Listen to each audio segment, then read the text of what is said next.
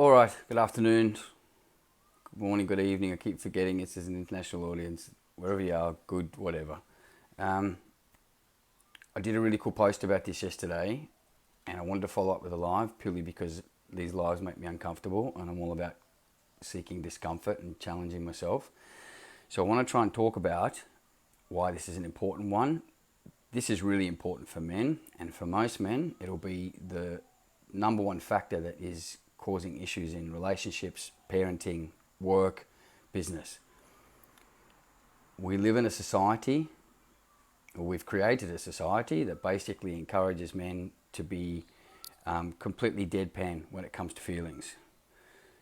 This is starting to change, and I'm not alone in this message, which is really kind of cool to see a new generation. The problem is the generation is probably 15 years behind me. We've got a generation sort of 35 plus who still doesn't understand what the meaning of feelings is. We talk about them, but we're not very good at feeling them. And so very, very cautious, like when I teach gratitude, there's talking about a subject and there's feeling it. Now, when we talk about something like anger and sadness or grief, you can say I feel angry, which is kind of cool that you can communicate it, but it's another thing to feel it. There's a physical aspect to feelings, hence the name. What I want to try and do, especially if any men, hey Christy, how you doing? Thanks for watching. I'm fumbling a bit here because this is such a big one. This is like self-worth. Eh? You know what? I explained this to my stepson this morning. All right? And I'm going to do it just like I did this morning. As simple as I can. I was trying to explain to him what it was like to hold on to his fears. There was something that had scared him this morning. So we can use fear. It's a feeling, it's an emotion. And the way I explained it to him was that if he was unable to voice it and unable to allow the fear to happen, it was kind of like him taking his hand, grabbing that fear physically and shoving it deep into his pocket and holding it there. And eventually what happens, like any little boy with in their pocket, is they forget what's there, they pull their hand out and they move on. That's what we do with our feelings. Now, the simple analogy is that for a little boy, he understood it, was that eventually your pocket gets full. Well, guess what? As adults, we are the proverbial pocket. If in our earlier years, we're never taught to speak our feelings, and secondly, to allow them to be felt. And remember, I'm going to keep harnessing that because people talk about this and they tend to just say the word feelings. Communicating them and allowing them to feel is different. Running around saying, I am angry, I am angry, I am sad, isn't really helpful. It's like saying I'm grateful. If there is no feeling behind it, it's kind of pointless, and it's kind of why there's a personal development world that doesn't really help people too much because they don't go beyond that surface level. So go back to the analogy, and I say to men, look at it as if you're talking to your kids. So look at that analogy, except find the why. Exactly. By finding the why, you create the feeling. So we want to talk about it as adults. Another thing is, an advanced species we'd like to consider ourselves as we will talk and talk, and the ego will sound really clever, and there'll be people with degrees who write books on the subject.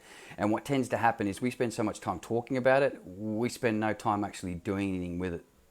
So we've got all this knowledge floating around the world, floating around, more access to information than we've ever had in our entire lives. None of us are turning it into wisdom because we're too busy consuming other people's knowledge, not turning it into wisdom by acting on it. So if you want to empty that pocket, that proverbial pocket, or in my situation, I was carrying a 40-foot container. That's how much I'd suppressed my feelings.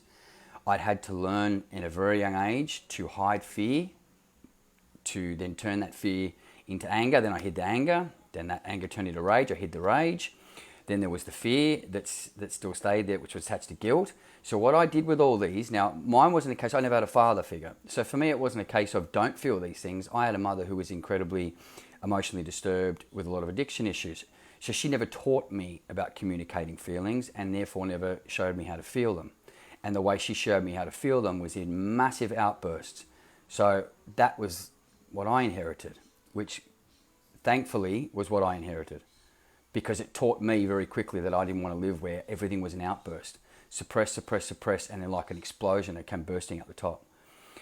Now, here's the other side of this, and I've worked with men recently, and it's really highlighted this really poignantly, is we've also got men who do the complete opposite to the outburst, and that is the men who shut down completely. So, and these are the sneaky ones, because when you shut down and you don't have an outburst, you're able to hide. So you're suppressing the exact same feelings, probably doing exactly what your father taught you, but because you don't have an outburst and because you're able to just quietly talk, everyone gives you a free pass.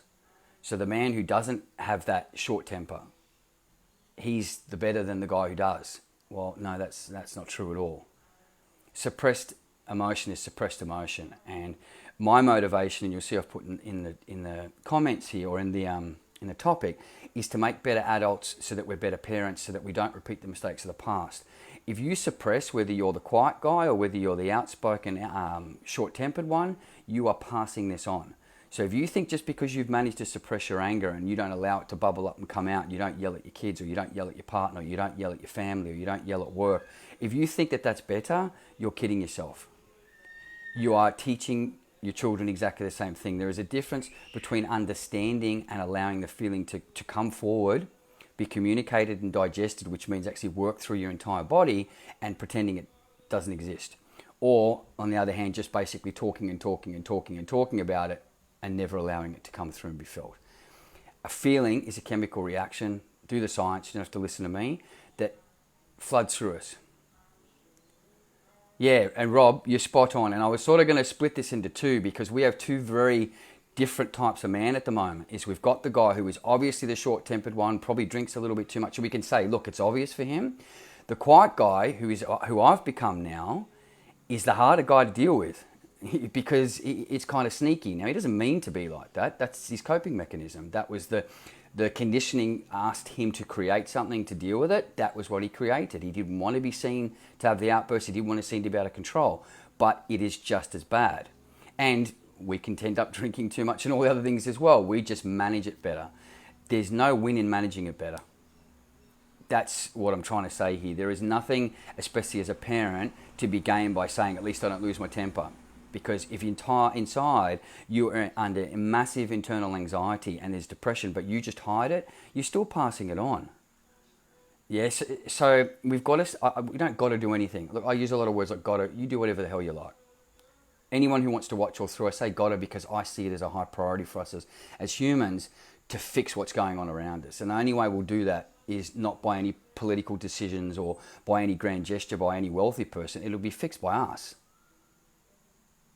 You know, us. We fix it. Because when I fix myself, that ripples outwards to my community around me, and so on and so on. Anyway, I'm going to shut up. I'm going on for too long here.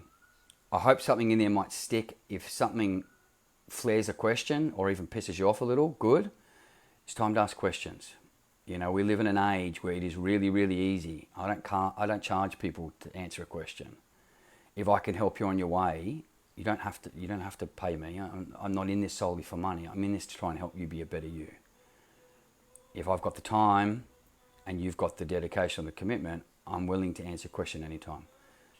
Thanks.